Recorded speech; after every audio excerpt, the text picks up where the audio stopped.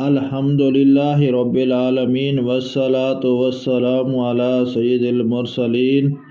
اما بعد فاعوذ باللہ من الشیطان الرجیم بسم اللہ الرحمن الرحیم۔ حضرت ابو ہریرہ روایت کرتے ہیں کہ نبی اکرم صلی اللہ علیہ وآلہ وسلم نے فرمایا، جب نماز کی اذان کہی جاتی ہے تو شیطان پیٹھ پھیر کر بھاگتا ہے اور مارے خوف کے وہ گوزے مارتا جاتا ہے،